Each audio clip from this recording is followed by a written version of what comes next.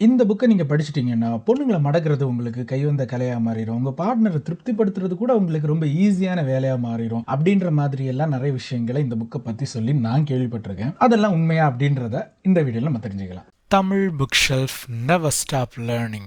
இந்த புத்தகத்த முதல்ல எனக்கு அறிமுகப்படுத்தினது மதன் கௌரி. 2017, 18 அந்த டைம்ல மதன் கௌரி வந்து இப்ப இருக்கிற மாதிரி ஜெனரல் இன்னைக்கு என்ன நடந்துச்சு தெரியுமா அப்படின்ற மாதிரி ஒரு மதன் கௌரி கிடையாது. இந்த ஓஜி மதன் கௌரி எப்படிப்பட்டவர் அப்படின்றது ஓஜி எம்ஜி ஸ்குவாட்ல இருந்தவங்களுக்கு தெரியும். நான் அதுல தான் இருந்தேன். அந்த டைம்ல வந்து மதன் கௌரியோடைய வீடியோஸ் எல்லாமே மேக்ஸிமம் வந்து விக்கிபீடியா மாதிரிப்பட்ட வெப்சைட்ல இருந்து கண்டென்ட் எடுத்து அதை தமிழ்ல நமக்கு வந்து தெளிவா சொல்வாரு. அதே மாதிரி தான் இந்த புத்தகத்தை பத்தியும் மதன் கௌரி வந்து ஒரு வீடியோ போட்டிருந்தாரு. இந்த புத்தகத்தை பத்தி முழுக்க நேர்மறையான விஷயங்களை மட்டுமே மதன் கௌரி அந்த வீடியோல சொல்லியிருப்பாரு. அப்போ நான் கேட்கும்போது எனக்கு வயசு ஒரு 21 இருக்குன்னு நினைக்கிறேன். அந்த ஏஜ்ல எனக்கு அதை கேட்கும்போது நல்லா இருக்கே, ஃபியூச்சர்ல நம்மளும் இதை படிக்கணும் அப்படின்ற மாதிரி ஒரு உணர்வு இருந்துச்சு. காரணம் அந்த வயசு கோளாறு அப்படின்னு சொல்லலாம். ஆனா அந்த மைண்டை ஒரு குழப்பத்துக்குள்ள கொண்டு போன பெருமை யாருக்கு சேரும்னா நம்ம ஆஜி ஆனந்தி தான் சேரும். இந்த புக் ஷோ அப்படின்ற ஒரு சேனல் அவங்க வச்சிருக்காங்கல்ல, அதுல வந்து இந்த காமசூத்ரா புக்கை பத்தி நிறைய விஷயங்களை வந்து ஆஜி ஆனந்தி போட்டு உடைச்சிருப்பாங்க, கிளின்னு கிழிச்சிருப்பாங்க. புக்கை எந்த அளவுக்கு கிழிச்சாங்களோ அதோட சேர்த்து மதன் கௌரியும் கொஞ்சம் டேமேஜ் பண்ணி விட்டுட்டாங்க. பட் மதன் கௌரி வந்து ரொம்ப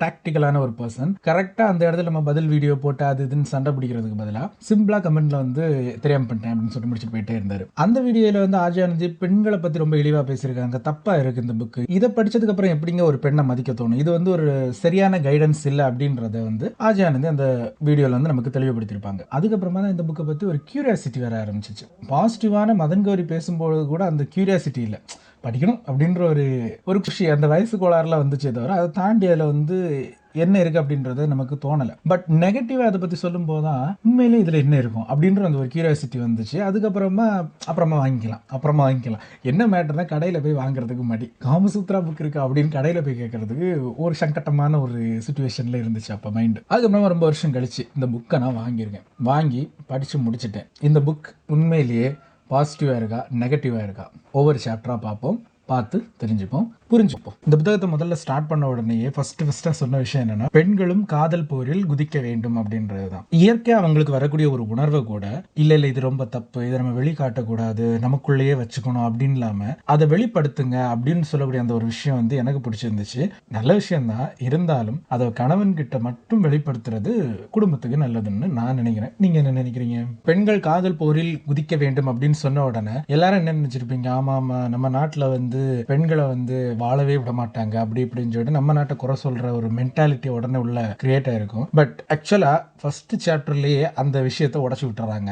ஆங்கிலேயர்கள் வருகைக்கு முன்னாடி வரைக்கும் இந்தியாவில் காமம் சார்ந்து ஒரு அருவருப்பான ஒரு உணர்வோ இல்லைன்னா அது வெட்கப்பட வேண்டிய விஷயமாவோ இல்லை. அது வந்து இயல்பான ஒரு விஷயம், அன்றாட வாழ்க்கையில அதுவும் ஒரு பகுதி அப்படின்ற மாதிரி தான் இருந்திருக்கு. ஆங்கிலேயர்கள் வந்து அவங்களுடைய கலாச்சாரத்தை நம்ம மேல திணிக்க ஆரம்பிச்சதுக்கு அப்புறமாவும் அவங்க செஞ்ச அடக்குமுறைகள், அடாவடித்தனங்கள், பெண்கள் கிட்ட அவங்க நடந்துகிட்ட விதங்கள் இதெல்லாம் சேர்ந்துதான் பெண்கள் காமத்துல இருந்து கொஞ்சம் கொஞ்சமா தள்ளி போக ஆரம்பிச்சாங்க. சோ இதுக்கு ஒரு முக்கிய காரணமா ஆங்கிலேயர்கள் இருக்காங்க அப்படின்றதுதான் இந்த புக் வந்து முதல்ல சொல்லுது. இப்படி இருக்கக்கூடிய காலகட்டத்தில் சர் ரிச்சர்ட் பிரான்சிஸ் பார்டன் அப்படின்றவர் இந்தியாவில் இருக்கக்கூடிய காமம் சார்ந்த புத்தகங்கள் எல்லாத்தையுமே படிக்கிறாரு. அப்படி படிச்சு பார்க்கும்போது தான் இந்தியாவில் காமத்தை சார்ந்து இருக்கக்கூடிய அந்த புரிதலை வந்து அவர் வந்து புரிஞ்சுக்கிறாரு. சோ இதை வந்து நம்ம மக்களுக்கும் சொல்லணும் அப்படின்ற ஒரே காரணத்துக்காக அவர் வந்து இந்த காமசூத்ரா புக்கை வந்து இங்கிலீஷ்ல வந்து முதலா மொழிபெயர்க்கிறாரு. அதுக்கப்புறமா அது பல மொழிகளுக்கு போச்சு. என்ன பொறுத்த வரைக்கும் இந்த புத்தகம் இன்னைக்கு உயிரோட இருக்கிறது காரணம் இந்த மனுஷன் தான். மேபி அது சமஸ்கிருதத்துல மட்டும் இருந்திருந்தா இது பெருசா வெளியே போயிருக்காதுன்றது என்னுடைய கருத்து. உங்களுடைய கருத்தை கமெண்ட் செக்ஷன்ல சொல்லுங்க. சாப்டர் 2ல வந்து இந்த புத்தகத்தை எழுதின இந்த வாத்ஸ்யாயனார் அவரை பத்தியும் அவர் இந்த புத்தகத்தை எழுத என்ன காரணம் அப்படின்றத பத்தியும் சொல்லியிருப்பாங்க. இந்த புத்தகத்தை எழுதின வாத்ஸ்யாயனாருடைய காலம் கிபி 1ஆம் நூற்றாண்டுல இருந்து கிபி 6ஆம் நூற்றாண்டுக்குள்ள இருக்குன்னு சொல்றாங்க. சோ குறைஞ்சது இந்த புத்தகம் வந்து ஒரு 1500 வருஷம் பழமையான புத்தகம்னு சொல்றாங்க. இந்த புத்தகம் உருவாகிறதுக்கு ஒரு ஸ்டோரி சொல்றாங்க. அது என்னன்னா, நந்தி தேவர் வந்து முதல்ல ஒரு 1000 சாப்டர்ஸ் இருக்கிற மாதிரி ஒரு பெரிய புக்காட்டு இந்த காமசாஸ்திர நூலை வந்து எழுதுறாராம். அதுக்கப்புறம் இல்ல 1000 சாப்டர்ஸையும் படிக்கிறது கஷ்டம், சோ அதை சுருக்குறோம்னு அதுக்கப்புறம் வந்தவங்க எல்லாம் சுருக்கி அதை வந்து பல பார்ட்டாட்டு பிரிச்சு அதுக்கு விளக்க உரை எழுதுறன்ற பேர்ல மொத்தமா குதறி வச்சு துண்டு துண்டா போயிருச்சு. அதுக்கப்புறமா வாத்ஸ்யாயனார் காலத்துல அவர் அந்த புத்தகங்கள் எல்லாம் சேகரிச்சு அதை அவர் படிச்சு புரிஞ்சுக்கிட்டு அதுக்கப்புறம் நம்ம எல்லாருக்கும் புரியுற மாதிரி அவர் எழுதியிருக்காரு. அதுவும் காலப்போக்கில் அப்படி இப்படின்னு கொஞ்சம் சேதங்கள் எல்லாம் ஆகி மிச்சம் மீதியா கிடைச்சது தான் இப்ப கடைசியா இருக்கிற காமசூத்ரா புக். சோ இதை பத்தி தான் இந்த சாப்டர்ல இவங்க சொல்லியிருப்பாங்க. இந்த சாப்டர்ல மனித வாழ்க்கைக்கு தேவையான முக்கியமான 3 விஷயங்கள் பத்தி சொல்லியிருப்பாங்க. 1 தர்மம், 2வது அர்த்தா, 3வது காமம். தர்மம் அப்படின்னா என்னன்னா, நம்மளுடைய சாஸ்திர சம்பிரதாயங்கள் படி வாழ்றது அப்படின்னு இந்த புத்தகம் சொல்லுது. ஓகே, அதை ஒரு விதத்தில் ஏற்றுக்கிட்டாலும் எனக்கு தெரிஞ்சு இவங்க சொல்லக்கூடிய சாஸ்திர சம்பிரதாயம் அப்படின்னு சொல்கிறது இந்த வர்ணாசிரம கொள்கை, மனு தர்மம் இதை சார்ந்ததாக இருக்கும்னு நினைக்கிறேன். அது தர்மத்தின் அடிப்படையில் சரியா இல்லையான்றதை நீங்களே சொல்லுங்கள். நான் அதில் எந்த கமெண்ட்டும் சொல்ல விரும்பலை. ரெண்டாவது அர்த்தான்றது வந்து சம்பாதிக்கிறது. பொருட்களை மட்டும் சம்பாதிக்கிறத பற்றி இதில் சொல்லலை, நம்ம மனிதர்களையும் சம்பாதிக்கணும் அப்படின்ற ஒரு விஷயத்தையும் இதில் சொல்கிறாங்க. இது நம்ம இந்த அர்த்தா அப்படின்றது வந்து ஒரு நல்ல விஷயமா எனக்கு படுது. ஏன்னா அவங்க என்ன சொல்லியிருப்பாங்கன்னா, விதிப்படி தானே நடக்கும் அப்படின்னு சொல்லி பொருட்களை சம்பாதிக்காமல் மனிதர்களை சம்பாதிக்காமல் நம்ம அப்படியே இருக்கிறதுனால எந்த பயனும் கிடையாது. நீங்கள் கஷ்டப்பட்டாவது பொருளையும் செல்வத்தையும் மக்களையும் சம்பாதிக்கிறது ரொம்ப ரொம்ப நல்லதுன்னு சொல்லியிருக்காங்க. அது உண்மையிலே ஒரு நல்ல பாயிண்ட். மூணாவதாக காமம் அப்படின்றது உயிருள்ள எல்லாத்துக்குமே இருக்கக்கூடிய ஒரு காமனான விஷயம் அப்படின்னு சொல்லலாம். ஆனால் மற்ற உயிர்களுக்கும் மனிதர்களுக்கும் இருக்கக்கூடிய இந்த வித்தியாசம் என்னென்னா, மற்ற உயிர்கள் இனப்பெருக்கத்துக்காக மட்டும்தான் காமத்தை பயன்படுத்தும். ரெண்டாவது நினச்ச நேரம் எல்லாம் அதுங்க வந்து இந்த காம உணர்வில் இருக்காது. அது ஒரு சீசன் டைம் அப்படி வரும் போயிடும், இந்த மாதிரி இருக்கும். ஆனால் மனிதர்கள் அப்படி கிடையாது. மனிதர்களுக்கு அதில் 2 பெனிஃபிட் கிடைக்குது. ஒன்று இன்பம், இன்னொன்று இனப்பெருக்கம். இந்த 2 விஷயத்துக்காக அவங்க எப்போ வேணாலும் சேர்ந்துக்கலான்ற அளவுக்கு பயாலஜிக்கலாக நமக்கு ஒரு அட்வான்டேஜும் இருக்குது. ஸோ அந்த காமத்தை சரியாக நம்ம வந்து கற்றுக்கலை, புரிஞ்சிக்கலை அப்படின்னா அது நம்மளுடைய பார்ட்னருக்கு நாம் செய்யக்கூடிய துரோகம். அந்த ரேஞ்சில் போயிடும். அதனால் அதை கற்றுக்கணும் அப்படின்னு சொல்கிறாங்க. சாப்டர் 4ல் 3 விஷயங்களை சொல்லியிருக்காங்க. முதல் விஷயம், பெண்கள் வந்து காமக்கலையை கற்றுக்கணும் அப்படின்னு சொல்கிறாங்க. அதே இதில் எக்ஸ்ட்ரீமாக இன்னொரு விஷயம் சொல்கிறாங்க, அந்த காமக்கலையை அவங்களுக்கு நம்பிக்கைக்குரிய பெண் தோழிகள் கூட சேர்ந்து பயிற்சி பண்ணி அதை முழுமையாக கற்றுக்கணும் அப்படின்னு சொல்கிறாங்க. இது வந்து இந்த லெஸ்பியன் அந்த ஒரு இதை வந்து செய்யுங்க அப்படின்னு தூண்டுற மாதிரி எனக்கு தோணுது. என்னை பொறுத்த வரைக்கும் இது தப்பு.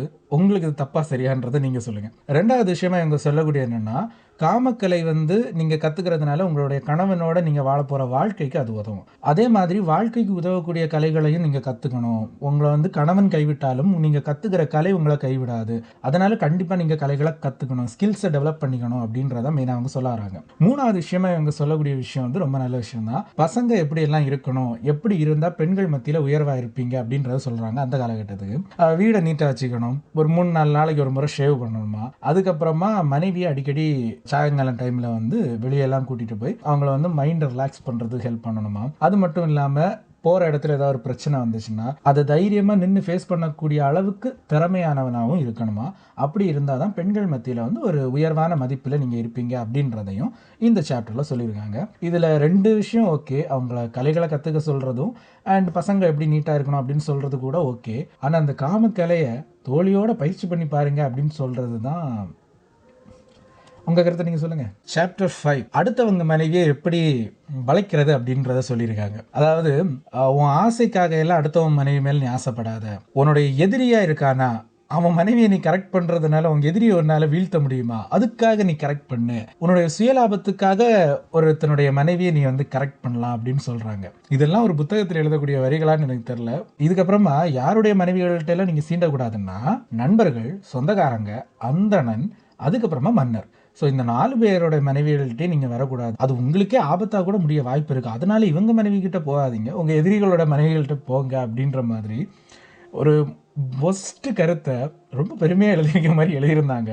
படிக்கும்போதே அவ்வளோ அருவருப்பாக இருந்துச்சு. இப்படி தான் அந்த காலம் இருந்துச்சா அப்படின்றது எனக்கு தெரில. இது நியாயப்படி தப்புன்றதான் என்னுடைய கருத்து. உங்களுடைய கருத்தை கமெண்ட் செக்ஷனில் சொல்லுங்கள். சாப்டர் 6ல் மெயினாக 2 விஷயங்கள் சொல்லியிருக்காங்க. முதல் விஷயம் வந்து சைஸ் ரொம்ப முக்கியம் அப்படின்றது. அதாவது ப்ரைவேட் பார்ட்ஸோடைய சைஸ் வந்து ரொம்ப முக்கியம். பெண்களுடைய அளவு வந்து ஆண்களுடைய அளவை விட சின்னதாக இருக்கணும், இல்லைனா சமமாக இருக்கணும், அதிகமாக இருக்கக்கூடாது அப்படின்றத ஒரு மெயின் கருத்தாக சொல்லியிருக்காங்க. ஆனால் மாடர்ன் சயின்ஸ் அண்ட் டாக்டர்ஸ் சொல்லக்கூடிய விஷயம் என்னென்னா, சைஸ் அப்படின்றது ஒரு மேட்ரே கிடையாது அப்படின்றத வந்து ரொம்ப அழுத்தமாக சொல்கிறாங்க. ஸோ 2ல் எதை ஏற்றுக்கலாம் அப்படின்றத நீங்களே முடிவு பண்ணிக்கங்க. ரெண்டாவது விஷயம் ரொம்ப நல்ல விஷயம். கலவி அப்படின்றது 2 பேரோட சந்தோஷம் சார்ந்த ஒரு விஷயம். அந்த இடத்துல நான் திருப்தி ஆகிட்டேன், ஸோ அது போதும் அப்படின்ற மாதிரி ஒரு ஆண் தன்னுடைய திருப்திக்காக ஒரு பெண் கிட்ட போகக்கூடாது அப்படின்றத வந்து ரொம்ப அழுத்தமாக சொல்கிறாங்க. பெண் உச்சகட்டம் அடைகிற நேரம் வந்து இது ஒரு ஃபிக்ஸ்டான நேரம் அப்படின்றது கிடையாது. அதனால ஒரு பெண்ணை உச்சகட்டம் அடைய வைக்கிறது வரைக்கும் தொடர்ந்து கலவியில ஈடுபடுற அளவுக்கு ஆண் ஆரோக்கியமா தன்னுடைய உடம்ப வச்சுக்கணும் அப்படின்றதான் இந்த சாப்டர்ல 2வது சொல்லக்கூடிய மெயின் கருத்து. கலவி அப்படின்றது வந்து ஆணுக்கானது மட்டும் இல்ல, பெண்ணுக்கானதும். அவங்களுக்கும் உணர்வுகள் இருக்கு அப்படின்றத புரிஞ்சுக்கிட்டு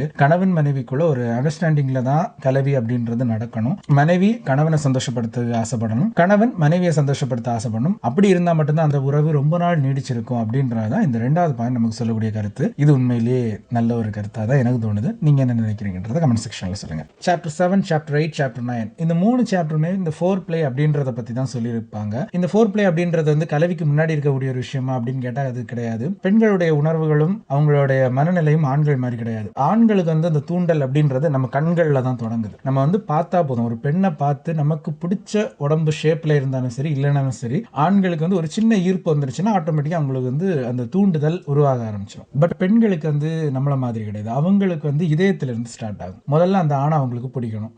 பிடிச்சு அதுக்கப்புறம் அவன் செய்யக்கூடிய அந்த காதல் சில்மிஷங்கள் பிடிக்கணும். அவன் காதலை வெளிப்படுத்துகிற விதம் பிடிக்கணும். இப்படி எல்லாம் பிடிச்சா மட்டும்தான் பெண்களுக்கு தூண்டுதல் வரும். இது எதுவுமே இல்லை, காதலும் இல்லை, ஒரு கர்மாந்திரமே இல்லை, நான் பாட்டுக்கு போவேன், எனக்கு ஆசையை நான் தீர்த்துப்பேன் அப்படின்னு ஒரு பெண்ணை நம்ம வந்து யூஸ் பண்ணிக்க கூடாது அப்படின்றது தான் இந்த 3 சாப்டரும் சொல்லக்கூடியது. ஒரு 20லேருந்து 40 நிமிஷம் நீங்கள் வந்து சேர்ந்துருக்க போகிறீங்க அப்படின்னு வச்சுக்கோங்களேன். காலையிலேருந்து இருக்கக்கூடிய அந்த நேரம் எல்லாமே அந்த 20லேருந்து 40 நிமிஷம் அந்த பெண்ணை சந்தோஷப்படுத்துறதுக்கான உங்களுக்கு கிடைச்சிருக்கிற டைம். அந்த மார்னிங் டைம்லேருந்து நீங்கள் அவங்கள இம்ப்ரெஸ் பண்ணிட்டு இருந்தால் மட்டும்தான் நைட் அவங்களுக்கு 100% சாட்டிஸ்ஃபை ஆகும். அதுதான் பெண்களுடைய பயாலஜி. பெண்கள் எல்லாத்தையுமே மனசார அனுபவிக்கணும் அப்படின்னு நினைப்பாங்க. ஸோ அந்த மனசையும் சேர்த்து திருப்திப்படுத்தினா மட்டும்தான் பெண்கள் சந்தோஷப்படுவாங்க. ஸோ ஆண்கள் எல்லாரும் இது புரிஞ்சுக்கிட்டு தன் மனைவி மேலே காதலை வெளிப்படுத்தி அதுக்கப்புறமா காமம் கலவி அப்படின்ற ஒரு ஸ்டெப்பை எடுத்து வைக்கிறது குடும்பத்துக்கு நல்லது. இல்லைன்னா சட்டம் தெரியல, மனைவியாக இருந்தாலும் அனுமதி இல்லாமல் தொட்டால் என்ன கேஸ் உள்ளன்னு தெரியல, பார்த்துருந்துங்க.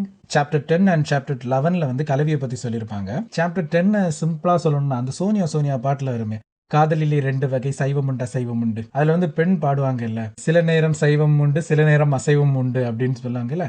அதை புரிஞ்சுக்கிட்டு ஆண்களும் பெண்ணுக்கு சைவம் தேவைப்படும் போது சைவத்தை கொடுக்கணும், அசைவம் தேவைப்படும் போது அசைவத்தை கொடுக்கணும். ஸோ அதை புரிஞ்சுக்கிட்டு ஆண் செயல்படணும் அப்படின்றத வந்து சொல்லியிருப்பாங்க.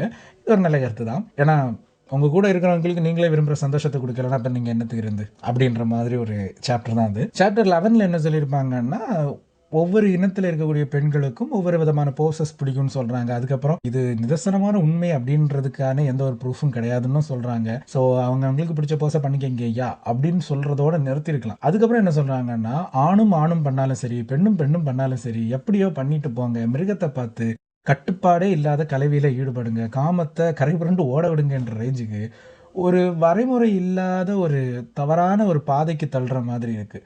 காமம் சார்ந்து யாரோடையும் போய் சேருங்க அப்படின்னு சொல்லக்கூடியது வந்து பால்வினை நோய்களை மட்டும்தான் ஏற்படுத்தும். அதை ஊக்குவிக்கிற மாதிரி இந்த சாப்டர் போனது வந்து எனக்கு கொஞ்சம் அருவருப்பாக இருந்துச்சு. உங்களுடைய கமெண்ட்ஸை நீங்கள் கமெண்ட் செக்ஷனில் சொல்லுங்கள். இது சரின்னு நீங்கள் நினைக்கிறீங்களா இல்லை இது தப்பு அப்படின்னு நீங்கள் நினைக்கிறீங்களா? சாப்டர் 12 அவங்க மெயினாக சொல்லியிருக்கக்கூடிய விஷயம் என்னென்னா, கலவியில் ஈடுபடும் போது இந்த செல்லமாக தாக்குதல்கள் நடத்துறதை பற்றி சொல்லியிருப்பாங்க. அடிக்கிறது கடிக்கிறது இந்த மாதிரிப்பட்ட விஷயங்கள்லாம் ஒரு நார்மலான விஷயம்தான். ஆனால் அது வந்து கொலைவெறி தாக்குதல் அளவுக்கு போயிடக்கூடாது. ஏன்னா முன்னாடி இருந்த அரசர் காலங்களில் 2-3 கொலைகள் இப்படியெல்லாம் நடந்திருக்கு. அந்த உச்சக்கட்ட இதில் வந்து என்ன பண்ணுறோன்னு தெரியாமல் கூட இருந்தவங்களே கொண்டு இருக்காங்க. ஸோ அந்த மாதிரிலாம் செஞ்சிடக்கூடாது, கண்ட்ரோலாக இருக்க அப்படின்றத இந்த சாப்டரில் சொல்லியிருக்காங்க. சாப்டர் 13 இந்த சாப்டரில் வந்து அவங்க மெயினாக சொல்லியிருக்கிறது இந்த கவ் கேர்ள் பொசிஷன் அப்படின்னு ஒரு பொசிஷன் இருக்கா, அந்த பொசிஷன் பற்றி தான் சொல்லியிருப்பாங்க. அதை வந்து 3 விதமான பெண்கள் கூட பண்ணவே கூடாது தான். முதல் வந்து மாதவிடாய் காலத்தில் இருக்கிற பெண்கள் கூட பண்ணக்கூடாது தான். 2வது ஓவர் வெயிட் இருக்கக்கூடிய பெண்கள். 3வது வந்து ரொம்ப நாள் உடல் உறவு கொள்ளாத பெண்கள் கூட அதை பண்ணக்கூடாது அப்படின்னு சொல்லியிருக்காங்க. இதை தாண்டி இதில் நான் பேசுறதுக்கு விரும்பவில்லை, அதனால நம்ம அடுத்த சாப்டருக்கு போயிடும். சாப்டர் நம்பர் 14 இந்த சாப்டரில் வந்து ஓரல் செக்ஸ் பற்றி சொல்லியிருப்பாங்க. அது வந்து தப்புன்னு சொல்லியிருக்க மாட்டாங்க, நீங்கள் வந்து உங்களுக்கு விருப்பம் இருந்தால் பண்ணிக்கலாம் அப்படின்ற மாதிரி அதை வந்து சொல்லி முடிச்சிருப்பாங்க. என்ன ஒரு விஷயம் அப்படின்னா, இந்த சூப்பர் டீலக்ஸ் படத்தில் வந்து ஒரு விஷயம் காட்டியிருப்பாங்க. அந்த விஷயம் வந்து இந்த புக்கில் சொல்லியிருக்காங்க. ஓவராலாக இந்த சாப்டர் படிக்கும் போதே கொஞ்சம் அப்படின்றதான் இருந்துச்சு. எழுதியிருக்காங்க. சாப்டர் நம்பர் 15 வந்து ஒரு சூப்பரான கான்செப்ட் வந்து சொல்லுது. அது என்னன்னா, சண்டை பிடிக்கிறதும் சேர்றதும். கணவன் மனைவிக்குள்ள சண்டை வர்றது ரொம்ப சகஜமான ஒரு விஷயம். அதுக்காக நீங்க சேராம இருக்கக்கூடாது அப்படின்றத வந்து இந்த சாப்டர்ல சொல்லியிருக்காங்க. ஏன்னா கணவன் மனைவி அப்படின்றவங்க வந்து எந்த அளவுக்கு உடல் அளவுல சேர்ந்திருக்காங்களோ அந்த அளவுக்கு அவங்க ரொம்ப நாள் மனதளவுலையும் சேர்ந்திருப்பாங்க. ஸோ அது வந்து நீ இல்லாம நான் இல்லை அப்படின்ற அந்த ஒரு உணர்வை வந்து ஏற்படுத்திக்கிட்டே இருக்கும். நீங்க எந்த அளவுக்கு இந்த ரொமான்ஸை தள்ளி வச்சுட்டே போறீங்களோ அந்த கேப்ஸ்ல வரக்கூடிய சண்டைகள் எல்லாமே உங்களுடைய உறவை வந்து இன்னும் பெருசா விரிசல் ஏற்படுத்திட்டே இருக்கும். அதனால எந்த அளவுக்கு வேணாலும் சண்டை பிடிங்க, ஆனா சேர்ந்துருங்க, அதுதான் நல்லது உங்க குடும்ப வாழ்க்கைக்கு அப்படின்றத இந்த சாப்டர்ல மெயினா சொல்லியிருக்காங்க. இது உண்மையிலேயே ஒரு நல்ல கருத்து, படிக்கிறதுக்கு நல்லா இருந்துச்சு. சாப்டர் நம்பர் 16 இந்த சாப்டர்ல வந்து மேரேஜ் பத்தி சொல்லியிருப்பாங்க. எந்த மாதிரி பொண்ணு எடுக்கிறது அப்படின்றத பத்தி தான் சொல்லியிருப்பாங்க. உண்மையிலேயே சரியான விஷயத்த சொல்லியிருக்காங்க. என்னன்னா, நீ என்ன தகுதியில இருக்கிறியோ அதே தகுதியில் இருக்கிற ஒரு பொண்ணை பார்த்து கல்யாணம் பண்ணு, உன் தகுதிக்கு மேலையும் பார்க்காத உன் தகுதிக்கு கீழையும் பார்க்காத அப்படின்னு சொல்லியிருக்காங்க. ஏன்னா உன் தகுதிக்கு மேலே நீ பார்த்தேன்னா அந்த வீட்டில் நீ அடிமையாக இருக்கணும். உன் தகுதிக்கு கீழே நீ ஒரு பொண்ணு எடுத்தேன்னா அந்த பொண்ணு உன் வீட்டில் வந்து அடிமையாக இருக்கணும். நீ சரிக்கு சமமாக எடுத்தேன்னா கரெக்டான லெவலில் இருக்கும். யாரும் எங்கேயுமே அடிமையாக இருக்கான்னா 2 பேரும் சமமான அளவில் உரிமையோடு இருக்கலாம் அப்படின்றது தான் இந்த சாப்டரில் சொல்லியிருப்பாங்க. உண்மையிலே இது ஒரு நல்ல விஷயம். இந்த காலத்துக்கு மட்டும் இல்லை, எல்லா காலத்துக்கும் ஏற்ற ஒரு விஷயம். மேரேஜில் இது ரொம்ப ரொம்ப முக்கியமான ஒரு விஷயமாக நான் பார்க்குறேன். நீங்கள் என்ன நினைக்கிறீங்க அப்படின்றத கமெண்ட் செக்ஷனில் சொல்லுங்கள். Chapter number 17. இந்த சாப்டரில் சொல்லியிருக்கக்கூடிய விஷயமும் ரொம்ப நல்ல விஷயம்தான். ஒரு பெண் உங்களோட மனைவியாக இருந்தாலும் சரி, காதலியாக இருந்தாலும் சரி, வெறும் உடல் அளவில் நெருங்கினா போதுன்ற ஒரு நோக்கத்தோடு பழகாதீங்க. முதல்ல மனதளவில் நெருங்குங்க, அதுக்கப்புறம் உடலளவில் நெருங்குங்கன்றதை முக்கியமாக சொல்லியிருக்காங்க. நீங்கள் வெறும் உடலுக்காக போனீங்கன்னா அந்த பெண்கள் வந்து அந்த உறவை வந்து மதிக்கவோ இல்லை வேணும்னு நினைக்க மாட்டாங்க. இது தேவையில்லாத ஒரு உறவுன்னு சொல்லிட்டு வெட்டி விட்டுட்டு போயிட்டே இருப்பாங்க. அவங்கள மதித்து அவங்களோட உணர்வுகளை மதித்து முதல்ல அவங்க மனசில் நீங்கள் இடம் பிடிச்சா மட்டும்தான் அவங்களுடைய வாழ்க்கையில் உங்களுக்கான இடம் கிடைக்கும். கடைசியில் அந்த வாழ்க்கையில் நீங்கள் இணைஞ்சிருக்கலாம். சப்போஸ் நீங்கள் உடலளவில் மட்டும் சேர்ந்தா போதும் அப்படின்ற ஒரு எண்ணத்தில் போனீங்கன்னா அது பெண்களை மனதளவில் ரொம்ப பாதிக்கும். அதனால் அந்த ஒரு தப்பை செய்யாதீங்க அப்படின்றத இந்த சாப்டர் மூலமாக நம்ம தெரிஞ்சுக்கலாம். இதை பற்றி நீங்கள் என்ன நினைக்கிறீங்க அப்படின்றத கமெண்ட் செக்ஷனில் சொல்லுங்கள். Chapter number 18. இந்த சாப்டரில் இவங்க மெயினாக சொல்லியிருக்கக்கூடியது ஒரு பெண்ணை எப்படி காதலில் விழ வைக்கலாம் அப்படின்னு சொல்லியிருக்காங்க. அதுக்கு அவங்க யூஸ் பண்ணுற டெக்னிக் தோழி விடு தூது. சிம்பிளாக சொல்லணும்னா, நம்ம வந்து ஒரு பொண்ணை லவ் பண்ணுறோம். அந்த பெண்ணுக்கு ஒரு ஃப்ரெண்டு இருக்கா, அவள் நமக்கு ஃப்ரெண்டு அப்படின்ற பட்சத்தில் அந்த ஃப்ரெண்டுக்கு நம்மளை பற்றி தெரியும். ஸோ நம்மளை பற்றின நல்ல காரியத்தை எல்லாம் நீ போய் அவகிட்ட சொல்லு, எனக்கு பிக்கப் பண்ணித்தா அப்படின்ற மாதிரி நம்ம கேட்டு அந்த ஃப்ரெண்டும் ஹெல்ப் பண்ணுறது தான் இதோட மெயின் கான்செப்ட். இது ஆக்சுவலாக நிறைய இடத்துல நடக்கும். ரெண்டாவது, இது ஒர்க் அவுட் ஆகக்கூடிய ஒரு பிளான். ஏன்னா பெண்களுக்கு இயல்பாகவே இருக்கக்கூடிய ஒரு குணம் தான் இதை ஒர்க் அவுட் ஆக வைக்குது. என்ன குணம் அப்படின்னா, அவங்களுக்கு வந்து மனசுக்குள்ளே ஒரு சின்ன ஆசை இருக்கும், எப்போவுமே கிடைக்கிறது எனக்கு பெஸ்ட்டாக இருக்கணும் அப்படின்னு. இப்போ வந்து அந்த ஃப்ரெண்டு வந்து உன்னை பற்றின நல்ல விஷயத்தையெல்லாம் சொல்லி என்னை லவ் பண்ணியிருந்தானா உடனே ஓகே சொல்லியிருப்பேன். மிஸ் பண்ணிட்டான், என்னை பார்த்து ஃப்ரெண்டுன்னு சொல்லிட்டான், என்ன பண்ணுறது அப்படின்ற மாதிரி ஒரு ஆக்டிங்கை போட்டான்னா அந்த பொண்ணுக்கு இயல்பாகவே பார்த்தியா என்ன தானே லவ் பண்ணுறான் அப்படின்ற மாதிரி ஒரு உணர்வை க்ரியேட் பண்ணிட்டு அப்படின்னா அவளுக்குள்ளே ஒரு பெருமை வந்துடும். அதுக்கப்புறம் அவன் சுற்றுறதை நினச்சி அவள் வந்து ஒரு கர்வத்தோடு அலைய ஆரம்பிப்பா. அதுக்கடுத்து ஒரு ஈர்ப்பு வர ஆரம்பிச்சிடும். அது காதலில் கொண்டு போய் விட்டுரும். ஸோ இது வந்து ஒரு இயல்பான ஒரு விஷயந்தான். இது நடக்கிறதுக்கான வாய்ப்புகள் இருக்குது, நிறைய நடந்தும் இருக்குது. ஸோ இந்த மாதிரிப்பட்ட ஒரு டெக்னிக் இதில் சொல்கிறதெல்லாம் ஓகே. பட் இவங்க இன்னும் எக்ஸ்ட்ரீமாக போய் என்ன சொல்கிறாங்கன்னா, உங்களுடைய படுக்கை அறையில் நீங்கள் எப்படிப்பட்டவங்க அப்படின்ற வரைக்கும் அந்த பொண்ணு போய் ஷேர் பண்ணணும் அப்படின்ற மாதிரி சொல்கிறது தான் தப்பான இன்டென்ஷனோடு நீங்கள் அந்த பெண்ணை அணுகிற மாதிரி இருக்குது. நீங்கள் லவ் பண்ணணும், கல்யாணம் பண்ணணும் அந்த மாதிரி ஒரு நோக்கத்தில் இருந்தீங்கன்னா இதை நீங்கள் சொல்ல வேண்டிய அவசியமே இல்லை. இல்லை இதுதான் முக்கியமான விஷயம் அப்படின்னு சொல்லிட்டு நீங்கள் அதை வந்து சொன்னீங்கன்னா அது சரியாக வருமானது எனக்கு தெரில. சப்போஸ் இதை சொல்லி ஒரு பெண் வந்தால் கூட அந்த இடத்துல அந்த பெண் வந்து இதை தானே மெயினாக எதிர்பார்ப்பாங்க. அதுக்கப்புறம் இது ஒருவேளை நடக்கலைன்னா அப்படி ஒரு டவுட் எனக்கு இருக்குது. ரெண்டாவது, இப்போ ஃப்ரெண்டுக்கிட்ட நம்ம இது எல்லாத்தையும் ஷேர் பண்ணுறோன்னு வச்சுக்கோங்களேன். அந்த ஃப்ரெண்ட் அவங்க ஒருத்தங்களை கல்யாணம் பண்ண பிறகு நீ இவன் சொன்னது பொய்யாவே இருந்தாலும் அவள் ஹஸ்பண்டுக்கிட்ட எதிர்பார்க்கும் போது அது நடக்கலை அப்படின்ற போது அந்த குடும்பத்துக்குள்ளேயும் ஒரு பிரச்சனை வரும் இல்லை. ஸோ இது வந்து ஒரு மிக்ஸ்டாட்டு ஒரு பிரச்சனைக்குள்ளே தான் கொண்டு தள்ளுமே தவிர இது கரெக்டு அப்படின்ற மாதிரி என்னால் சொல்ல முடியலை. மேபி அந்த காலத்துக்கு இது ஓகேவாக இருந்திருக்கலாம், இந்த காலத்துக்கு இது தேவையில்லாதது. நீங்கள் எப்படிப்பட்டவர், நல்லவரா வல்லவரா அப்படின்றது வரைக்கும் அதோடு நிறுத்திக்கணும். இந்த அளவுக்கு எக்ஸ்ட்ரீமாக எல்லாம் போய் ஷேர் பண்ணுறதோ இல்லை பிக்கப் பண்ணுறதுக்காக இதெல்லாம் சொல்லணுன்ற அவசியம் இல்லைன்னு நான் நினைக்கிறேன். ஸோ நீங்கள் என்ன நினைக்கிறீங்க அப்படின்றத கமெண்ட்ஸில் சொல்லுங்கள். Chapter number 19. இந்த சாப்டரில் பிக்கப் பண்ண அந்த காதலி இருக்கார்ல, அவளை கல்யாணம் வரைக்கும் அந்த காதல் ஃபீலிங்லேயே எப்படி நம்ம வந்து வச்சுருக்கணும் அப்படின்றதுக்கு சில பல டிப்ஸ் சொல்கிறாங்க. அதில் மெயின் அவங்க சொல்லக்கூடிய விஷயம் என்னென்னா, பொய் சொல்லுங்கள். முடிஞ்ச அளவுக்கு அந்த பெண்கிட்ட நீ இல்லைன்னா நான் அனாதை தெரியுமா, நீ இல்லைன்னா நான் எவ்வளோ கஷ்டப்படுவேன் தெரியுமா, அப்படி இப்படின்னு சென்டிமெண்ட்டாக பேசி அவளோட வேல்யூ என் வாழ்க்கையில் ரொம்ப அதிகம் அப்படின்ற மாதிரி ஒரு பிரமையை க்ரியேட் பண்ணி அதுக்குள்ளே அவள் வாழ்கிறதாட்டி நம்ப வச்சுருங்க. அப்போ அந்த பொண்ணு உங்களை விட்டு போக மாட்டா அப்படின்றத சொல்கிறாங்க. ரெண்டாவது, பொண்ணுங்க பசங்களை வந்த உடனே ஓகே அப்படின்னு சொல்லிட்டு ஆற தழுவுற மாதிரி இல்லாமல் கொஞ்சம் விட்டு பிடிச்சி அந்த மாதிரியே கொண்டு போங்க. அப்போ தான் உங்கள் வேல்யூ அவங்களுக்கு தெரியும். நான் சொன்ன உடனே வந்துட்டா பாரு அப்படின்ற மாதிரி இருந்துச்சுன்னா பொண்ணுங்களுடைய வேல்யூ அங்கே குறைஞ்சிட்டே இருக்கும் அப்படின்ற மாதிரி பொண்ணுங்களுக்கு சொல்கிறாங்க. கொஞ்சம் விட்டு பிடிச்சாதான் பசங்களுக்கு அந்த ஏக்கம் இருக்கும். ஏக்கம் இருந்தால் தான் கடைசியில் உங்கள் கூடவே இருப்பாங்க அப்படின்றத பொண்ணுங்களுக்கு சொல்கிறாங்க. இதில் என்னென்னா, கடைசி வரைக்கும் 2 பேருமே உண்மையாக இருங்கன்றதே சொல்லலை. மேபி உண்மையாக இருந்தால் காதல் கடைசி வரைக்கும் நிலைச்சி நிற்காது அப்படின்றது தான் உண்மைன்னு நான் நினைக்கிறேன். நீங்கள் என்ன நினைக்கிறீங்க? சாப்டர் 20. முந்தின 2 சாப்டரில் நாம் பிக்கப் பண்ணுறதை பார்த்துட்டோம். பிக்கப் பண்ணதை அப்படியே ஸ்டே பண்ணி வைக்கணும்னா பார்த்தாச்சு. அடுத்த சாப்டரில் என்ன கல்யாணம் தானே. இந்த கல்யாணத்துக்கும் என்ன சொல்கிறாங்கன்னா, உங்கள் 2 பேருக்கும் மாமா வேலை பார்த்து லவ் பண்ண வச்சாங்கல்ல, அவங்க தான் இதுலேயும் ஹெல்ப் பண்ணி கல்யாணம் வரைக்கும் கொண்டு போகணும் அப்படின்றதையும் சொல்கிறாங்க. 2வது ஓடி போய் கல்யாணம் பண்ணுற அளவுக்கு போகலாம், ஒன்றும் பிரச்சனை ஒன்றும் இல்லை அப்படின்ற மாதிரியும் சொல்கிறாங்க. இதில் இந்த ஓடி போகிறது அப்படின்ற கான்செப்ட் மட்டும் ஒரு தப்பான ஒரு கான்செப்ட். இல்லை பழங்காலத்தில் இந்த முறைகள் இருந்தது, அதனால் இதெல்லாம் பிரச்சனை இல்லை அப்படி இப்படின்னு 1008 விஷயங்கள் சொன்னாலும், ஓடி போய் கல்யாணம் பண்ணி வாழ்கிறது அப்படின்றது ரொம்ப கஷ்டமான ஒரு விஷயம். சப்போஸ் இப்போ நீங்கள் ஓடி போகிறீங்க, அதுக்கப்புறம் கல்யாணம் ஆனதுக்கப்புறமா உங்கள் வீட்டில் உங்களை ஏற்றுக்கிறாங்க அப்படின்ற பட்சத்தில் அது வேணால் உங்களுக்கு பெரிய விஷயமா இல்லாமல் இருக்கலாம். ஆமாம் ஏற்றுக்கிட்டாங்க, அதுக்கப்புறம் வாழ்க்கை அப்படியே போயிடும். ஆனால் ஏற்றுக்காத பட்சத்தில் வாழ்க்கை ரொம்ப ரொம்ப கஷ்டமாக இருக்கும். அந்த வாழ்க்கை உங்களுக்கு தரக்கூடிய கஷ்டம் நீங்கள் பிரிஞ்சால் கூட அவ்வளோ கஷ்டப்பட மாட்டீங்க, அந்த அளவு கஷ்டத்தையும் வெறுப்பையும் தான் தரும். அதுக்கு பேசாமல் நீங்கள் வீட்டில் இருந்துட்டு மேரேஜ் பண்ணிட்டே போயிடலாம். ஏன்டா பயன்படுத்துகிற அப்படின்னு கேட்காதீங்க. ஏன் நான் அப்படி சொல்கிறேன்னா, சப்போஸ் நீங்கள் ஓடி போகிறீங்க, உங்கள் வீட்டில் உங்களை ஏற்றுக்கலை. இந்த ஓடி போய் கல்யாணம் பண்ணுற எல்லாருக்கும் ஒரு அளவு கடந்த லவ் இருக்கும். அந்த லவ்வின் காரணமாக ஒரு 10 மாதத்துலேயே குழந்தையும் பிறந்துடும். இந்த குழந்தை பிறந்ததுக்கு அப்புறமா ஒரு வாழ்க்கை இருக்குது. ப்ரெக்னென்ட் ஆனதுக்கப்புறம் ஓகே முட்டி மோதி 10 மாதமாக சமாளித்தா கூட குழந்தை பிறந்த பிறகு ஒரு டைம் உண்டு. அந்த டைம் தான் உங்களுடைய உண்மையான காதல் எப்படி, உங்களுடைய வாழ்க்கை தரம் எப்படி, அப்படி இப்படின்னு நிறைய விஷயங்கள் உங்களுக்கு காட்டி தரும். அந்த டைம் மனசில் ஒரு நிமிஷம் ஓடி வந்தது தப்போ அப்படின்னு நீங்கள் யோசிச்சிட்டிங்கனாலே அன்னைக்கு பண்ணது தப்புன்னு ஆகும். அதை யோசிக்காமல் எவனாலையும் இருக்கவே முடியாது. அந்த அளவுக்கு கஷ்டமான ஒரு சூழ்நிலை இருக்கும். இதுவே நீங்கள் ஓடி போகாமல் உங்கள் வீட்டில் இருந்து வீட்டில் உள்ளவங்கள்ட்ட பர்மிஷன் வாங்கி கல்யாணத்தை எப்படியோ பண்ணிட்டீங்க அப்படின்னா, உங்களுக்கு ஹெல்ப் பண்ணுறதுக்கு உங்கள் அம்மா அப்பான்னு ஒரு கூட்டம் இருக்கும். இங்கே சேர்ந்து வாழணும் அப்படின்ற ஒரு விஷயத்த சொன்னாலே எல்லாரும் அதில் இருக்கக்கூடிய சின்ன சின்ன நெகட்டிவிட்டிஸை மட்டும் பார்த்து அது வேஸ்ட்டு அந்த வாழ்க்கை அப்படின்னு நினைக்கிறீங்க. ஆனால் அந்த நெகட்டிவிட்டியும் தாண்டி சேர்ந்து அப்பா அம்மான்னு எல்லாம் வாழ்கிற வாழ்க்கையில் நிறையவே நமக்கு உதவிகள் கிடைக்கும். இன்றைய காலத்தில் பாசம் நமக்கு யாருக்குமே இல்லை. அட்லீஸ்ட் ஹெல்ப்புக்காக அவங்களெல்லாம் வீட்டிலே வச்சுக்கோங்க. வீட்டிலேருந்து நான் அனாதை மாதிரி விட்டுட்டு நீங்கள் ஓடுறது, இல்லை கல்யாணம் பண்ணி வீட்டுக்கு வந்த பிறகு வயசானவங்களை விரட்டி விடுறது, இதெல்லாம் செய்யாதீங்க. கூடவே இருங்க, அதுதான் நல்லது. சேர்ந்துருக்கிறது தான் வாழ்க்கை, ஜாலியாக இருக்கும். சின்ன சின்ன சண்டைகள் வந்தாலும் அந்த வாழ்க்கை வந்து ரொம்ப நல்லா இருக்கும். ஃபுல்ஃபில்டாக இருங்க. என்ன தனியாக நிம்மதியாக வாழ்கிற வாழ்க்கையில் என்ன தெரியும்? சின்ன சின்ன ஸ்ட்ரகிள்ஸ் இருந்தால் தான் வாழ்க்கை சும்மா சுவாரஸ்யமாக இருக்கும், நம்ம தளபதி சொல்கிற மாதிரி.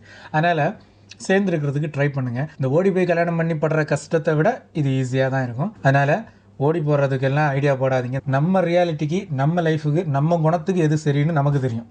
அதுபடி யோசிச்சு போங்க. இந்த புக்கில் சொல்லிட்டாங்க, சினிமாவில் சொல்லிட்டாங்க, என் ஃப்ரெண்டு நல்லா இருக்கான், அவன் நல்லா இருக்கான், 100ல் ஒருத்தன் நல்லா இருப்பான், அதுக்காக எல்லாருமே நல்லா இருப்போன்ற பேரில் நம்ம ஓடக்கூடாது. இந்த பாசிட்டிவிட்டி தானே எல்லாமே அப்படின்னு சொல்லிட்டு டாக்டர் படத்தில் வர ஹீரோயின் மாதிரி எல்லாம் யோசிக்க கூடாது. சில இடங்களில் நெகட்டிவிட்டியை பார்த்து பொறுமையாக முடிவெடுக்கிறது நல்லது. Chapter number 19. இந்த சாப்டரில் வந்து கல்யாணத்துக்கு அப்புறமா பெண்கள் வந்து வீட்டில் எப்படியெல்லாம் இருக்கணும் அப்படின்னு சொல்லியிருந்தாங்க. உண்மையிலே நல்ல விஷயங்கள் தான் சொல்லியிருந்தாங்க. ரொம்ப தரந்தாழ்த்தியோ இல்லைன்னா அடிமை முறையை வலுப்படுத்துகிற மாதிரி ஒன்றும் சொல்லலை. நல்ல விஷயங்கள் தான் சொல்லியிருந்தாங்க. பட் அதை பெண்களுக்கு மட்டும் சொன்னது ஏற்றுக்கிற மாதிரி இல்லை. ஆண்களும் அதை ஃபாலோ பண்ணலாம். நல்ல விஷயங்களை ஃபாலோ பண்ணுறதுல ஆண் என்ன பெண் என்ன எல்லாரும் சேர்ந்தே ஃபாலோ பண்ணலாமே அப்படின்றதான் என்னுடைய கருத்து. உங்களுடைய கருத்தை கமெண்ட் செக்ஷனில் சொல்லுங்கள். Chapter number 22. இந்த சாப்டரில் ஒருத்தன் பல மனைவிகளை கல்யாணம் பண்ணியிருந்தா அந்த மனைவிகள் எல்லாம் சேர்ந்து எப்படி ஒத்துமையாக குடும்பம் நடத்தி அவனை சந்தோஷமாக வச்சுக்கணும், அவங்களுக்குள்ளே எவ்வளோ தூரத்துக்கு ஒத்துமையாக இருந்து அந்த குடும்பத்தை சந்தோஷமாக வச்சுக்கணும் அப்படின்றத சொல்லியிருப்பாங்க. அதுக்கப்புறமா அந்த கணவன் எல்லா மனைவிகளையும் ஒரே மாதிரி பார்க்கணும் அப்படின்ற நல்ல கருத்துக்களை எல்லாம் சொல்லியிருந்தாங்க. பட் எனக்கு தான் இந்த சாப்டர் பிடிக்காமல் போயிடுச்சு. உங்களுக்கு எப்படி பிடிச்சிருக்கா இல்லையான்றது கமெண்ட் செக்ஷனில் சொல்லுங்கள். Chapter number 23. இந்த சாப்டரில் அடுத்த வீட்டு பெண்கள் மேலே மனசு அலைபாயும் போது யார் மேலே எல்லாம் அப்படி நீங்கள் மனசு அலைபாய விடலாம் அப்படின்றதையும், யாரெல்லாம் அதில் செட் ஆவாங்க அப்படின்றதையும் சொல்லியிருப்பாங்க. மொத்தத்தில் எனக்கு இது ஒரு கேவலமான சாப்டராக தான் தெரிஞ்சது. தப்பான ஒரு விஷயத்துக்கு இவ்வளோ கைடன்ஸ் கொடுக்கணுமா அப்படின்றது தான் என்னுடைய கேள்வி. அந்த காலத்தில் இதெல்லாம் நார்மல் தான் போல, நம்ம தான் கெட்டு போயிட்டோமா அப்படின்ற மாதிரியே இருக்குது. இந்த புக்கில் நிறைய சாப்டர்ஸை படிக்கும்போது உங்களுடைய கருத்துக்களை கமெண்ட் செக்ஷனில் சொல்லுங்கள். Chapter number 24. இந்த சாப்டரில் இன்னும் தரந்தாழ்ந்து போகிறாங்க. அதாவது ஒரு பெண்ணை பிக்கப் பண்ணணும், அவள் இன்னொருத்தனோட மனைவியாகவே இருந்தாலும் பிரச்சனை இல்லை, அவளை எப்படி பிக்கப் பண்ணலான்னு ஒரு ஐடியா சொல்லியிருப்பாங்க.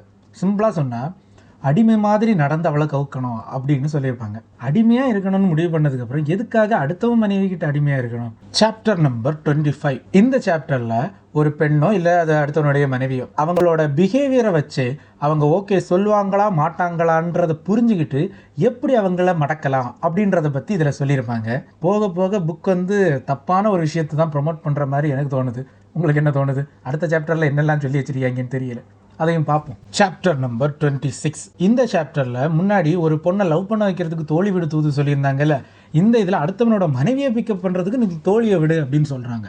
அதோட எக்ஸ்ட்ரீமாக என்ன சொல்கிறாங்கன்னா, அந்த தோழி இன்னொருத்தனோட மனைவி, அந்த மனைவி கிட்ட போய் என்ன சொல்லணுமான்னா, உன் ஹஸ்பண்டு தப்பு, அவன் கொள்ளலாம் அப்படின்ற மாதிரி அந்த ஜோடியை பிரித்து இவங்க கூட சேர்த்து வைக்கணும், அதுதான் ரொம்ப ரொம்ப முக்கியமான வேலை அப்படின்ற மாதிரி சொல்லியிருப்பாங்க. என்னெல்லாமோ சொல்ல தோணுது, சொல்ல முடியலை. இதில் இவங்க சொல்லக்கூடிய அந்த தோழி அப்படின்றவங்க வந்து தோழி மாதிரியே தெரில, புரோக்கர் மாதிரி இருக்குது அந்த கேரக்டர். ஒரு விதத்தில் அது அருவருப்பாக இருக்குங்க. என்ன கர்மாந்திரம் பிடிச்ச நட்புன்னும் தெரியல, என்ன கர்மாந்திரம் பிடிச்ச காதலை இவங்க ப்ரொமோட் பண்ணுறாங்கன்னு தெரியல. ஸோ இந்த சாப்டர் அத்தனையுமே ஒரு குப்பையான ஒரு கருத்தை தான் சொல்லுது. மேபி அந்த காலத்துக்கு அது ஒரு நார்மலான விஷயமா இருந்திருக்கலாம். பட் ப்ரெசண்டில் இப்போ நம்ம யோசிச்சு பார்க்கும்போது அது ரொம்ப தப்பாக இருக்குது. இப்படியா அன்னைக்கு வாழ்க்கை வாழ்ந்தீங்க அப்படின்ற மாதிரி இருக்குது. அடுத்த சாப்டருக்கு போவோம். Chapter number 27. இந்த சாப்டரில் ஒரு நாட்டினுடைய அரசன் அவனுடைய மக்கள் இருக்காங்கல்ல, அந்த மக்களில் யாரோட ஒய்ஃப் மேலேயாவது ஆசை வந்துருச்சுன்னா அது தப்பு இல்லை. அந்த மனைவியை அவன் அந்த புறத்துக்கு கூப்பிட்டு என்ன வேணாலும் பண்ணிக்கலாம், ஆனால் அவளுடைய வீட்டுக்கு இந்த அரசன் ஆசையால் போயிடக்கூடாது, அப்படி போனால் உயிருக்கே ஆபத்து அப்படின்ற ஒரு கேவலமான கான்செப்டை முன்னெடுத்து வச்சுருக்காங்க. அடுத்த சாப்டருக்கும் சாப்டர் நம்பர் 28. இந்த சாப்டரில் அடுத்த கட்டத்துக்கு போகிறாங்க. அதாவது ராஜாக்களுக்கு நம்ம சொல்லிட்டோம், ராணிகள் பாவம் இல்லை, ராணிகளுக்கும் ஒன்று சொல்லுவோம் அப்படின்னு சொல்லிட்டு இந்த சாப்டரில் இன்னொன்று சொல்லியிருக்கீங்க. என்னன்னா, ராணிகள் இருக்காங்கல்ல, அவங்களுக்கு ராஜா கூட இருக்க முடியாத நேரத்தில் அவங்களுக்கு ஆசைகள் வரும் இல்லை, அவங்களும் பெண் தானே, அவங்களுக்கு உணர்வுகள் இருக்குல்ல, அந்த உணர்வுக்கு அவங்க மதிப்பு கொடுக்கணும். அதுக்காக அவங்க என்ன பண்ணணும்னா, வெளியேண்ட ஆளை அந்த புறத்துக்கு கூட்டிகிட்டு வரணும். அது நேரடியாக கூட்டிகிட்டு வந்தால் தப்பாயிக்கும். அதனால் எப்படி ஒளிஞ்சு உள்ளே வரணுன்றதை சொல்லி கொடுத்து கூட்டிகிட்டு வந்து என்ன வேணாலும் பண்ணிக்கோங்க அப்படின்ற மாதிரி இந்த சாப்டரில் சொல்லியிருக்காங்க. சீரியஸில் ஒரு 1500 வருஷத்துக்கு முன்னாடி இவங்க வாழ்ந்த வாழ்க்கையை யோசிச்சு பார்த்தாலே கொமட்டுது. Chapter number 29. இந்த சாப்டரில் வந்து கணிகையர்கள் பற்றி சொல்லியிருப்பாங்க. அதாவது இப்போ மனைவிக்கும் ஒரு கணிகை பெண்ணுக்கும் இருக்கக்கூடிய ஒற்றுமை வேற்றுமை அப்படின்ற மாதிரி. ஒரு மனைவி அப்படின்றவ கணவனுடைய காதலுக்காக ஏங்கி நிற்கணும். ஆனால் கணிகையாக இருக்கிறவங்க அவனுடைய காசுக்காக மட்டும்தான் நீ ஏங்கணும். அவங்ககிட்ட காசு இல்லையா, அதோட கட் பண்ணிடணும் அந்த உறவை. அதை தாண்டி அதை நீ நீட்டிச்சுட்டே போகக்கூடாது அப்படின்றது தான் கோர் கான்செப்ட். கணிகையர் அப்படின்னா நம்ம மொழியில் சொன்னோன்னா விபச்சாரம், அதாவது குடும்ப வாழ்க்கை அப்படின்னு இல்லாமல் காசுக்காக நாங்கள் எதையும் செய்வோம் அப்படின்ற மாதிரிப்பட்ட ஒரு முறை தான் இந்த கணிகையர் முறை அப்படின்ற மாதிரி இந்த புக்கில் மென்ஷன் பண்ணியிருக்காங்க. அதில் நிறைய தொழில்களை சொல்கிறாங்க, தேவதாசி முறை அது இதுன்னு எல்லாரையுமே அதுக்குள்ளே கொண்டாடுறாங்க. பட் 1500 வருஷத்துக்கு முன்னாடியே தேவதாசி முறை இருந்துச்சா அப்படின்றதான் என்னுடைய கேள்வி. மேபி வடக்கில் இருந்துச்சு என்னது தெரில. ஒருவேளை இப்போ பப்ளிகேஷன்ஸில் இந்த தேவதாசி அப்படின்றத ஜாயின் பண்ணாங்களா, இல்லை சான்ஸ்கிரிட்டில் இருந்த அந்த புக்லேயே தேவதாசி அப்படின்ற அந்த வார்த்தைகள் எல்லாம் இருந்துச்சான்னு எனக்கு தெரில. ஸோ அது ஒரு டவுட்டாக இருக்குது. இந்த மாதிரிப்பட்டவங்க தான் இந்த பேசிக்காக ஒரு குடும்ப வாழ்க்கைன்னு அப்படின்னு இல்லாமல் இந்த மாதிரி இருக்கக்கூடியவங்க ஒரு ஆணை தன்னுடைய தேவைக்காக, அதாவது பண தேவைக்காக பயன்படுத்திக்கலாம் அப்படின்றத பற்றி தான் இந்த சாப்டர் வந்து மெயினாக சொல்லுது. மனசில் ஒரு விஷயம் இருக்குது, அதை நான் சொல்லாமல் சொல்ல விடாதான்னு தெரில. கடைசியாக வீடியோ முடியும் போது சொல்கிறேன். ஸோ கடைசி வரைக்கும் பாருங்கள். இப்போ நம்ம அடுத்த சாப்டர் மூவ் பண்ணுவோம். Chapter number 30. இந்த சாப்டரில் வந்து மெயினாக அவங்க என்ன சொல்லியிருப்பாங்கன்னா, ஒரு கணிகையாக இருக்கிறவங்க எப்படி நடக்கணும், எப்படி ஒரு ஆணினுடைய மனசில் இடம் பிடிக்கணும், அவனை எப்படி மயக்கி கடைசி வரை தன் கட்டுப்பாட்டுக்குள்ளே வச்சுருக்கணும், அவன் பணத்தை ஃபுல்லாக தங்கிட்டே கொடுக்குற அளவுக்கு எப்படி அவனை அந்த டெம்ப் பண்ணி நம்ம பக்கம் இழுத்துக்கணும் அப்படின்றத சொல்லியிருக்காங்க. இந்த விஷயத்தை படிக்கும்போது, இது தப்பான விஷயம், பட் இந்த விஷயத்தை படிக்கும்போது எனக்கு தோணுன விஷயம் என்னென்னா, இந்த சாப்டரில் அவங்க சொல்லியிருக்கிற எல்லாமே ஆணை மனதளவில் மயக்கக்கூடிய ஒரு விஷயங்களாக இருந்துச்சு. அவனை மனதளவில் பலவீனமாக்கி ஒரு நாய்க்குட்டி மாதிரி சுத்த வைக்கிற அளவுக்கு எக்ஸ்ட்ரீமாக இருந்துச்சு. மேபி இதை வந்து அதை அந்த மனைவி தப்பாக யூஸ் பண்ணாமல் சரியாக யூஸ் பண்ணான்னா கணவன் மனைவி உறவு ரொம்ப நல்லா இருக்கும். ஸோ இந்த பணத்துக்காக பல்ல காட்டுற பொண்ணுங்களை நம்பாதீங்க, ஃப்யூச்சரில் கடந்து வம்பாதீங்க, அப்படி தான் சொல்கிறேன். Chapter number 31. இந்த சாப்டரில் கணிகையர்களுக்கு ஒரு 2 விஷயம் சொல்லியிருக்காங்க. முதல் விஷயம் என்னென்னா, ஒரு பையன் உங்ககிட்ட சிக்கிட்டான்னா அவங்ககிட்ட இருக்கிற எல்லாத்தையும் திருடுற வரைக்கும் அவனை விடவே கூடாது. அது எப்படி அப்படின்றத சொல்லியிருக்காங்க. ரெண்டாவது, ஒரு பையனை எப்படியெல்லாம் மடக்கலாம் அப்படின்றத மெயினாக சொல்லியிருக்காங்க. Chapter number 32. இந்த சாப்டரில் சொல்லக்கூடிய மெயினான விஷயம் என்னென்னா, கணிகையாக இருக்கிற ஒருத்தங்க இந்நாள் காதலனை துறந்த பிறகு, அதாவது அவனை கலத்தி விட்ட பிறகு புதுசாக ஒரு காதலனை தேடி போகலாமா இல்லை பழைய காதலன்கிட்ட போகலாமா அப்படின்றத எதை வச்சு முடிவு பண்ணோம்னா, அவங்ககிட்ட இருக்கிற பணத்தை வச்சு. இப்போ முன்னாள் காதலன்கிட்ட போனால் அவங்ககிட்ட நிறைய பணம் இருக்குமா, திரும்பவும் நம்மக்கிட்ட தருவானா, இப்படி அந்த காசு சம்பந்தமான நமக்கு தேவையான அந்த பணம், அந்த விஷயத்தை மெயினாக பார்த்து அதை வச்சு தான் அவனுக்கு கூட சேரலாமா வேண்டாமான்ற முடிவை எடுக்கணும். புதுசாக ஒருத்தனை பார்த்தாலும் அதே தான், நமக்கு அதில் ஆதாயம் இருக்கா இல்லையான்றதை பார்த்துட்டு தான் நீங்கள் போகணும் அப்படின்றத இந்த சாப்டரில் சொல்லியிருக்காங்க. என்னத்த சொல்ல. Chapter number 33. புக்கோட முடிவை நெருங்கிட்டு இருக்கோம். இந்த சாப்டரும் கணிகையர்களுக்கு தான் 2 அட்வைஸ் சொல்லியிருக்காங்க. முதல் அட்வைஸ், நீ ஒருத்தனை தேர்ந்தெடுக்கிறேன்னா எதை பார்த்து தேர்ந்தெடுக்கணும்? அவன் நல்லவனாக இருக்கணும். அவனால் உனக்கு எந்த பிரச்சனையும் வரக்கூடாது. அவன் உன்னை கொலை பண்ணவோ இல்லை துன்புறுத்தவோ கூடாது. அந்த அளவுக்கு ஒரு நல்லவனாக இருக்கணும். அவனை தான் நீ கரெக்ட் பண்ணணும் அப்படின்னு முதல்ல இது சொல்கிறாங்க. 2வது அட்வைஸ் என்னென்னா, அவங்ககிட்ட பணம் நிறைய இருக்கா, அவங்ககிட்ட பணம் உனக்கு கிடச்சிட்டே இருக்குமா அப்படின்ற அந்த ஒரு விஷயத்தையும் நீ பார்க்கணும். சப்போஸ் அவங்ககிட்ட பணம் தீந்துருச்சு, ஆனாலும் உனக்கு அவனை பிடிச்சிருக்கு அப்படின்னா பணத்துக்காக நீ இன்னொருத்தனை பிடிச்சிக்க, இவனை நீ நன்றி கடனுக்காக சைடில் வச்சிக்க அப்படின்ற மாதிரி ஒரு கான்செப்டை சொல்கிறாங்க. அசிங்கத்தோட உச்சம். Chapter number 34. இந்த சாப்டரில் வந்து கணிகையர்கள் நஷ்டம் ஆகக்கூடிய விஷயங்கள் பற்றி சொல்லியிருப்பாங்க. சிம்பிளாக சொன்னால், கணிகையர்களுக்கு எப்போவுமே பணம் இருக்கிறவனை நம்ம பக்கத்திலே வச்சிருக்கும் போது மட்டும்தான் லாபமாட்டே இருக்கும். அதுக்காக நீ காதல் கீதல் அது இதுன்னு சொல்லிட்டு பணம் தீர்ந்ததுக்கு அப்புறமாவும் அப்படியே இருந்துட்டேன்னா நஷ்ட கணக்கில் போயிடும். ஸோ கணிகைக்கு ஒருத்தனை பிக்கப் பண்ணவும் தெரியணும், அவனை காதலிக்கவும் தெரியணும், அவன்கிட்ட பணத்தை எல்லாம் திருடவும் தெரியணும், அதுக்கப்புறம் பணம் தீர்ந்ததுக்கப்புறமா அவனை கலட்டி விடவும் தெரியணும், அடுத்தவனை உடனே பிக்கப் பண்ணவும் தெரியணும். ஸோ இந்த அளவுக்கு நல்ல கருத்துக்களை எல்லாம் இந்த சாப்டரில் கொட்டி விட்டுருக்காங்க. Chapter number 35. இந்த சாப்டரோட கோர் கான்செப்ட் என்னன்னா, ஒரு கணவன் மனைவியை திருப்திப்படுத்துகிற அளவுக்கு தெம்போடு இருக்கணும். அவளை சாட்டிஸ்ஃபை பண்ணுறத முழு நோக்கத்தோடு நீ இருக்கணும். ஒன்னால் சாட்டிஸ்ஃபை பண்ண முடியலன்னா செக்ஸ் டாய்ஸாவது வேண்டி கொடு அப்படின்னு சொல்கிறாங்க. அதாவது 1500 வருஷத்துக்கு முன்னாடியே நம்ம நாட்டில் வந்து இந்த செக்ஸ் டாய்ஸ் அப்படின்றது வந்து அப்படியே இருந்துச்சு அப்படின்ற ஒரு இதை இந்த சாப்டர்லேருந்து நான் தெரிஞ்சுக்கிட்டேன். நான் நினச்சது இந்த மாடர்ன் இதில் தான் இந்த மாதிரிலாம் போயிட்டு இருக்குது அப்படின்னு நினச்சேன். மேபி இருந்திருக்கலாம், யாருக்கு தெரியும். Okay, final chapter number 36. இதோட இந்த புக்கு முடிஞ்சுது. இந்த சாப்டரில் என்ன சொல்லியிருப்பாங்க அப்படின்னா, இந்த புக்கை எழுதுனதுக்காக வாத்ஸ்யாயனாருக்கு ஒரு நன்றி. அதுக்கப்புறமா இந்த புக்கை படிக்கிறவங்க இதுலேருந்து தெரிஞ்சுக்கிட்ட விஷயங்களை ஒரு டூலாக வச்சுக்கிட்டு ஒரு நல்ல வாழ்க்கையை, அதாவது இந்த காமம் சார்ந்து ஒரு நல்ல வாழ்க்கையை வாழுங்க, ஆனால் இதை தப்பான காரியத்துக்கு பயன்படுத்தாதீங்க அப்படின்றத சொல்லி முடிச்சிருப்பாங்க. சொன்னதில் பல இது தப்பான கருத்து, இதில் தப்பாக யூஸ் பண்ணாதீங்க அப்படின்னு ஒரு அட்வைஸை படித்த உடனே எனக்கே அப்படின்ற மாதிரி தான் தோணுச்சு. சரி, ஓகே, அதோட இந்த புக்கு முடியுது. இனி நான் என்னுடைய சொந்த கருத்துக்கள் கொஞ்சம் ஷேர் பண்ணுறேன்.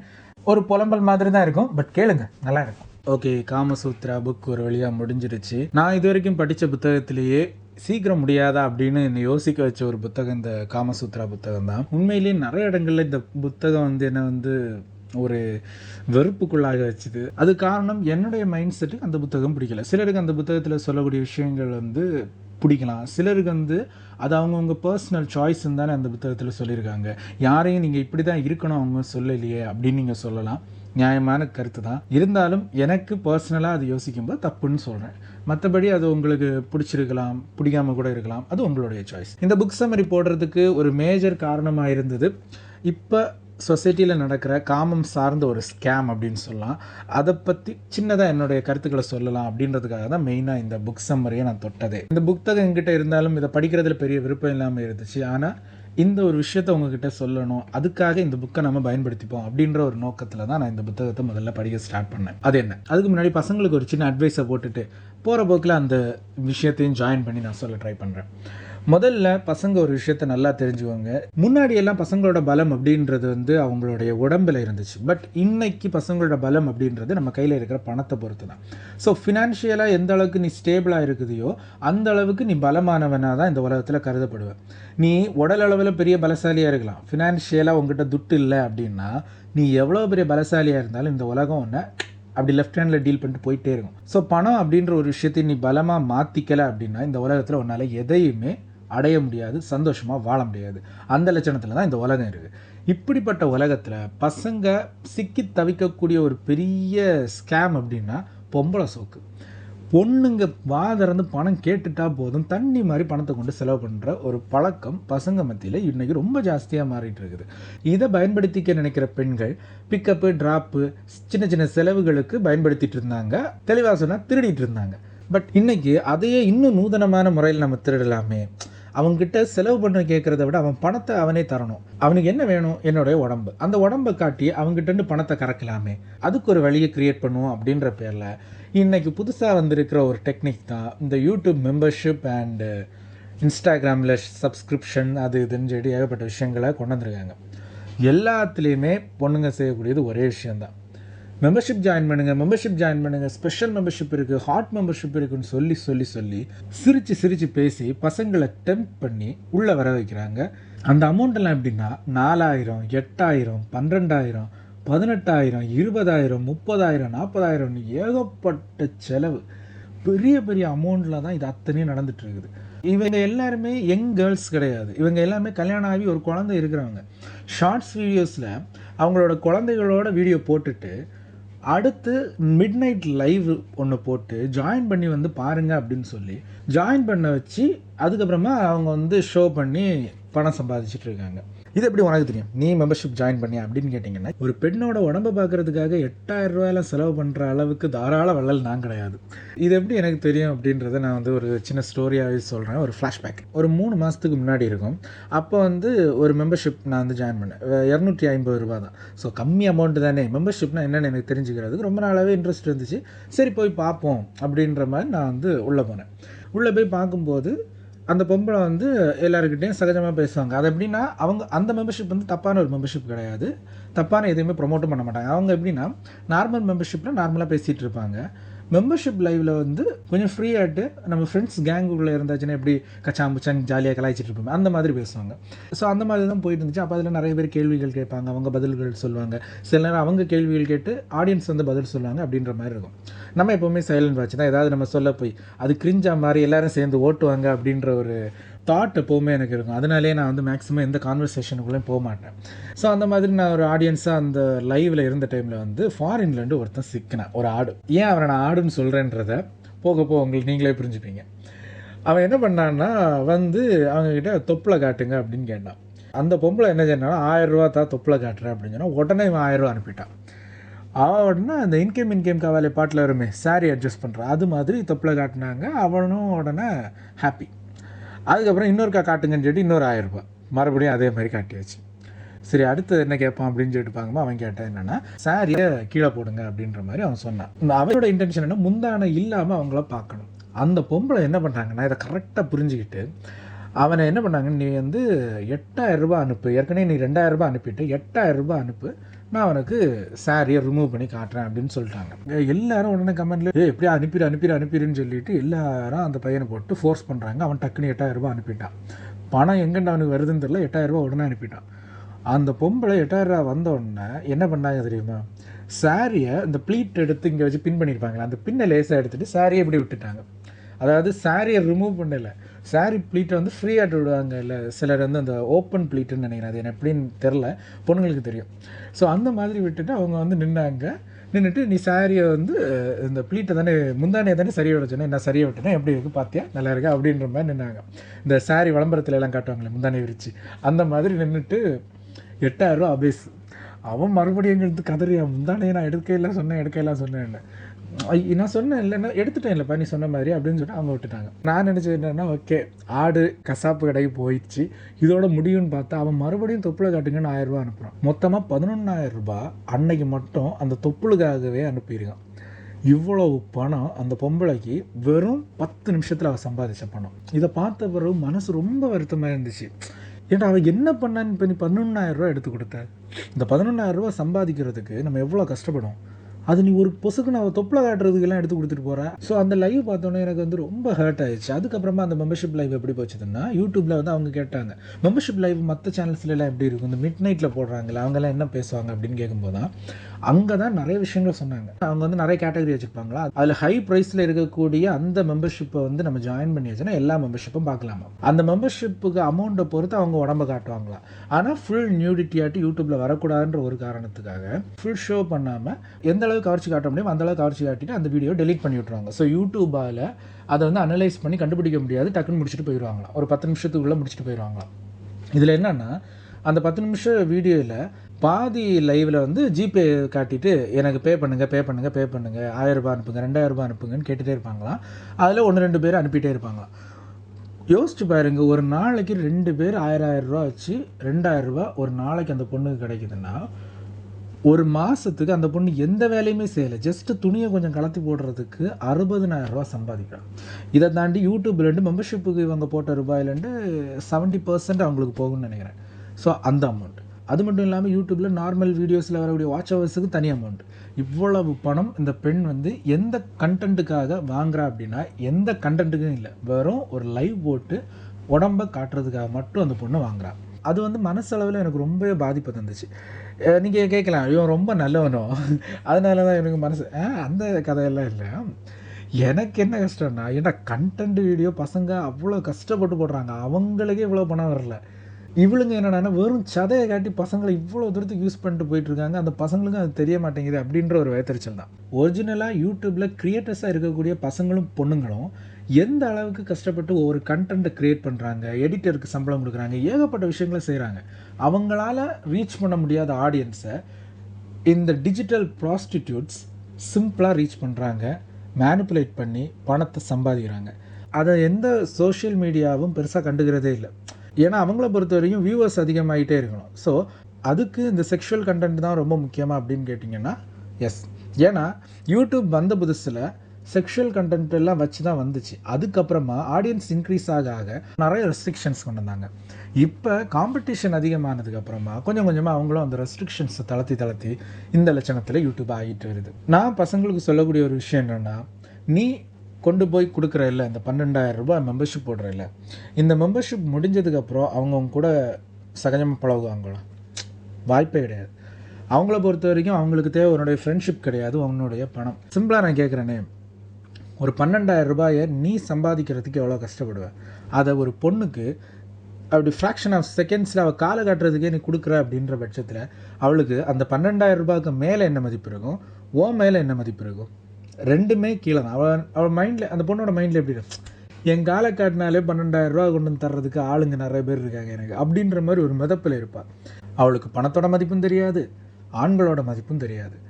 இந்த மாதிரி சைக்காலஜிக்கலாக நீங்கள் பொண்ணுங்களுக்கு இப்படியே நீங்கள் பழக்குனீங்கன்னா ஃப்யூச்சரில் ஸ்கூல் படிக்கிற பொண்ணும் இதே தப்பை தான் செஞ்சிட்ருப்பாங்க. ஏன்னா ஈஸியாக பணம் சம்பாதிக்கலாம். பெண்கள் படிக்கிறது, வேலைக்கு போகிறது, மற்ற விஷயங்கள் எல்லாமே எத்தனையோ போராட்டங்களுக்கு பிறகு வந்தது. இப்போ இருக்கிற இந்த டிஜிட்டல் ப்ராஸ்டியூட்ஸுக்கு இது தெரியாது. ஏன்னா இவங்க அந்த இடத்துக்கு வர்றதுக்கு எந்த கஷ்டமும் படலை. எத்தனையோ பெண்கள், எத்தனையோ ஆண்கள் கஷ்டப்பட்டு போராடி பெண்களை வெளியே கொண்டு வந்தால் இவங்க மறுபடியும் என்ன பண்ணுறாங்கன்னா, படி, வேலைக்கெல்லாம் போ, ஆனால் நைட் ஆனால் ஒரு வீடியோ கேமரா ஆன் பண்ணி வச்சுட்டு உடம்பை காட்டி சம்பாதிச்சிரு.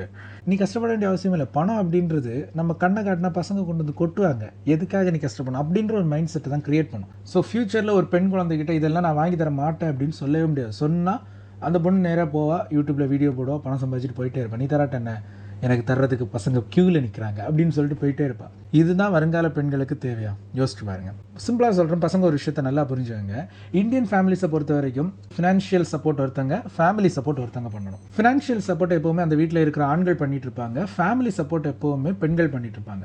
இப்படி ரெண்டு பேருமே ஆளுக்கு ஒன்றா பிரித்து ஸ்ட்ரெஸ் இல்லாமல் அந்த ஃபேமிலியை ரன் பண்ணி கொண்டு போயிட்டு இருப்பாங்க. இல்லை இன்னைக்கு பெண்களும் வேலைக்கு போகிறாங்களே அப்படின்னு நீங்கள் கேட்டிங்கன்னா எஸ், பட் மெஜாரிட்டி ஆண்கள் தான் ஃபினான்ஷியலாக சப்போர்ட் பண்ணிகிட்டு இருக்கிறது. ஸோ மெஜாரிட்டியாக இருக்கக்கூடிய நாம் குடும்பத்துக்கு முக்கியமான 2வது பில்லர். ஸோ அந்த பில்லரை நீங்கள் இந்த டிஜிட்டல் ப்ராஸ்டியூட்ஸுக்காக நீங்கள் பிரேக் பண்ண ஆரம்பிச்சிங்கன்னா உங்களுடைய ஃபேமிலி சப்போர்ட்டராக இருக்கக்கூடிய ஒய்ஃப், மகள் யாராக இருந்தாலும் சரி, அவங்களால ஸ்டேபிள் பண்ண முடியாது ஃபேமிலியை. ஸோ அங்கே தடுமாற்றம் வரும், அந்த குடும்பம் கொலாப்ஸ் ஆகும். இப்போ யோசிச்சு பாருங்க, நமக்கு எது முக்கியம்? ஒரு பொம்பளை பின்னாடி நாய் மாதிரி 10ஓட 11 நாட்டு திரியிறது முக்கியமா, இல்லை நம்ம குடும்பத்தை ஸ்டேபிளாக வச்சுக்கிறதுக்கு உழைக்கிறது முக்கியமா? இதை நீங்கள் யோசித்து முடிவு பண்ணுங்கள். 2வது, அந்த டிஜிட்டல் ப்ராஸ்டியூஷன் பண்ணக்கூடியவங்களுக்கு நான் சொல்லக்கூடிய ஒரு கருத்து, இன்றைக்கி நிறைய பெண்கள் ஆண்களுடைய இந்த காம உணர்வை வந்து ஈஸியாக மேனிப்புலேட் பண்ணி உங்களுக்கு தேவைக்கு ஏற்ற மாதிரி நீங்கள் யூஸ் பண்ணிகிட்ருக்கீங்க. 2 விதத்தில் யூஸ் பண்ணுறாங்க. ஒன்று விக்டிம் கார்டு, பாருங்கள் என்னை தடவிட்டான், பாருங்கள் என்னை தொட்டுட்டான் அப்படின்னு நீங்கள் செய்கிறது. ஒரு பையன் உங்களை டச் பண்ணுற மாதிரி உங்களுக்கு ஃபீல் வந்துச்சு அப்படின்னா அங்கே தெரியாமல் கூட நடந்திருக்கலாம். ஸோ நீங்கள் கொஞ்சம் நகர்ந்து போனீங்கன்னாலே அந்த இடத்துல அந்த பிரச்சனை முடிஞ்சு போச்சு. அதுக்கப்புறம் அவங்கள டிஸ்டர்ப் பண்ணுறான்ற பட்சத்தில் அந்த இடத்துல அவன் மிஸ்பிஹேவ் பண்ணுறான்றது அர்த்தம். ஸோ அதுக்கப்புறமா நீங்கள் ஒரு ஆக்ஷன் எடுக்கலாம், திட்டுறது, அடிக்கிறது, ஏதாவது ஒன்று செய்யலாம். ஆனால் இன்றைக்கி இருக்கக்கூடிய சில பெண்கள் என்னென்னா, அவன் தொடரதில் தொடங்கி எல்லாத்துக்கும் பர்மிஷன் கொடுத்து அப்படியே வீடியோ எடுத்துகிட்டு இருக்கிறது. ஒரு பையனை பொறுத்த வரைக்கும் அவன் வந்து அப்ரோச் பண்ணி ஒரு பொண்ணு எந்த விதமான மறுப்பும் தெரிவிக்காமல் அமைதியாக இருக்கான்னு அவள் அக்செப்ட் பண்ணுறான் நம்மளை. ஸோ நம்ம மூவ் பண்ணுவோம், இன்னும் கொஞ்சம் முன்னாடி போவோம் அப்படின்னு சொல்லிட்டு அவன் முன்னேறி வருவான். முன்னேறி வந்ததுக்கப்புறமா காட்டுற கோபத்தை முதல்ல அவங்களால காட்ட முடியலை. அப்போ உங்களுடைய நோக்கம் அவங்கள தொடணும், அதை வீடியோ ரெக்கார்ட் பண்ணணும், அதுக்கப்புறமா நான் திட்டணும், அதை ஒரு கண்டென்ட்டாக மாற்றணும், நான் ஃபேமஸ் ஆகணும், பணம் சம்பாதிக்கணும். இந்த எச்ச புத்தியிலேருந்து வெளியே வாங்க. நீங்கள் இந்த மாதிரி பண்ணிகிட்டே இருந்தீங்கன்னா ஹராஸ்மெண்ட்டுக்கு எதிராக இருக்கக்கூடிய சட்டங்கள் தளர்வடைகிறதுக்கு வாய்ப்புகள் இருக்குது. ஒருவேளை தளர்வடைஞ்சிருச்சுன்னா உங்களுக்கு எந்த பிரச்சனையும் கிடையாது. ஏன்னா நீங்கள் கண்டென்ட் கிரியேட்டர்ஸ், அதையும் வீடியோ எடுத்து போட்டுட்டு போயிருவீங்க. பட் அது மாதிரி இல்லாத ஒரு நார்மல் பொண்ணு அதனால் பாதிப்படையும் போது அவளால் எந்த விதமான இதுவும் பண்ண முடியாது. ஸோ அதுக்கு நீங்கள் வழிவகுக்காதீங்க. ரெண்டாவதாக நான் வந்து இந்த டிஜிட்டல் ப்ராஸ்டியூஷனை நான் எப்படி பார்க்குறேன் அப்படின்னா, ஒரு வன்கொடுமை செய்யக்கூடிய ஆணுடைய அதே புத்தி தான் இந்த பெண்களுக்கும் இருக்குது அப்படின்றத தான் நான் பார்க்குறேன். ஏன் நான் அப்படி பார்க்குறேன்னா, ஒரு ஆண் தன்னுடைய உடல் வலிமையை வச்சு பலவீனமாக இருக்கிற ஒரு பெண்ணை அடித்து உதச்சி அவளை மயக்க நிலைக்கு கொண்டு போய் அதுக்கப்புறமா அவளை சீரழிச்சிட்டு போகிறான் அப்படின்ற பட்சத்தில் நம்ம அதை தப்புன்னு சொல்லாமா சரின்னு சொல்லுவோமா? தப்பு தானே. இயற்கையிலேயே பெண்ணுக்கு பலவீனமாக இருக்கக்கூடிய அந்த உடல் வலிமையை காரணமாக வச்சு ஒரு ஆண் செய்கிறது தப்புன்னா, இயற்கையிலேயே ஆணுக்கு இருக்கக்கூடிய ஒரு பலவீனம் தான் இந்த காம உணர்வு.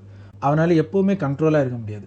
அந்த காம உணர்வை தன்னுடைய அழகுன்ற பலத்தால் பயன்படுத்திக்கிட்டு அவங்ககிட்ட இருக்கக்கூடிய பணத்தை திருடுறது தப்பு இல்லையா? என்னை பொறுத்த வரைக்கும் ரெண்டுமே ஒன்று தான். இந்த ரெண்டுமே இந்த சொசைட்டியில் இருக்கக்கூடாதுன்னு நான் நினைக்கிறேன். மூணாவதாக நான் சொல்ல விரும்பக்கூடிய ஒரு கருத்து என்னென்னா, சில பசங்க இருப்பாங்க டைரெக்டாக போய் கேட்டுருவாங்க, ஏன் இந்த தொழிலெல்லாம் பண்ணுற அப்படின்னு கேட்டுருவாங்க.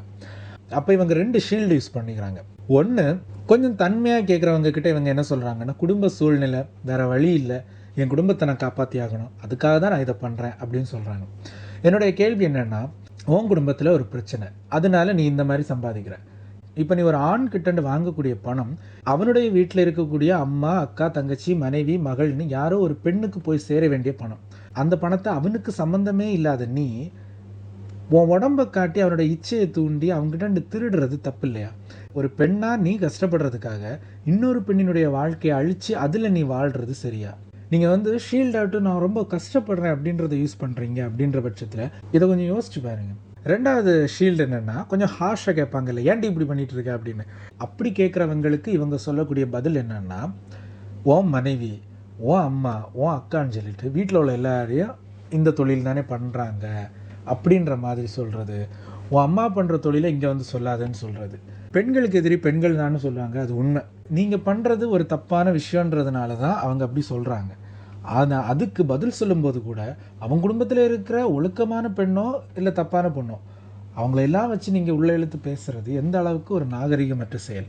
நீ செய்கிற தொழிலை அவன் சொல்கிறான், ஆனால் நீ ஒன்றை டிஃபெண்ட் பண்ணுறதுக்காக நீ அடுத்தவங்களையெல்லாம் சொல்லக்கூடிய அந்த ஒரு வார்த்தைகள் வந்து ரொம்ப கஷ்டமாக இருக்கும். எனக்கெல்லாம் அந்த லைவில் வந்து யாராவது இப்படி சொல்லி அவங்கள இவங்க திட்டும்போது கமெண்டில் நம்மளும் போய் இறங்கி திட்டிடுவோமான்னு தோணும். பட் என்ன ஒரு பயம்னா, நம்ம திட்ட போய் அந்த பொம்பளையும் அவளோட சேர்ந்து ஜால்ரா போடக்கூடிய கூட்டமும் நம்ம பக்கம் திரும்பிடுச்சுன்னா என்ன பண்ணுறது அப்படின்ற ஒரு பயத்தில் நான் பெருசாக எதுலேயுமே தலையிட மாட்டேன். நம்ம ஜஸ்ட்டு சைலண்ட் வாட்சர், என்ன நடக்குன்னு மட்டும் அப்படியே அப்சர்வ் பண்ணிட்டு அப்படியே விட்டுருவேன். இதில் என்ன கொடுமைன்னா, முன்னாடியெல்லாம் யூடியூப் நைட் டைமில் நம்ம பார்த்தாச்சுன்னா மேக்ஸிமம் வந்து இந்த ஹாரர் அப்படின்ற அந்த விஷயங்கள் தான் வரும். பயம் காட்டக்கூடிய விஷயங்கள் தான் அதிகமாக நமக்கு வந்து ஃபீல்டில் வந்துகிட்டே இருக்கும். இப்போ ஏன்னு தெரில, நம்ம வந்து நைட் டைம் உறக்கம் வரல அப்படின்னு சொல்லிட்டு ஸ்க்ரோல் பண்ண ஆரம்பித்தாலே மேக்ஸிமம் பொம்பளைங்க. இந்த சோஷியல் மீடியா அல்காரிதமே பசங்க அப்படின்னாலே பொம்பளைங்களை முன்னாடி கொண்டு காட்டுறது, பொண்ணுங்க அப்படின்னாலே அவங்க மனசில் தப்பான எண்ணங்களை விதைக்கிறது. அதாவது குடும்பம் கெட்டது, ஒரு ஹஸ்பண்ட் குடும்பம் ஐயமாத்தது, அதெல்லாம் நம்பாத, இந்த மாதிரிப்பட்ட எண்ணங்களை விதைக்கிற மாதிரி வீடியோஸை சஜஸ்ட் பண்ணுறது. ஸோ அல்காரிதமே குப்பையான விஷயத்தை தான் ப்ரொமோட் பண்ணுது. ஸோ அதெல்லாம் மாற்ற முடியுமான்னு தெரில. அட்லீஸ்ட் நம்மளை நாம் மாற்றிப்போம், சரியாக இருந்துப்போம் அப்படின்றத சொல்கிறதுக்காக தான் இந்த வீடியோ மேக் பண்ணேன். ரொம்ப நேரம் புலம்பிட்டேன்னு நினைக்கிறேன். ஸோ இதோட நிறுத்திப்போம். இதை முழுசாக எத்தனை பேர் பார்த்தீங்கன்னு எனக்கு தெரில. பார்த்தீங்கன்னா ரொம்ப சந்தோஷம். வீடியோவை லைக் பண்ணுங்கள், சேனலை சப்ஸ்கிரைப் பண்ணுங்கள். அடுத்த ஒரு நல்ல புத்தகத்தோடு உங்களை நான் மீட் பண்ணுறேன். Tamil book shelf, never stop learning.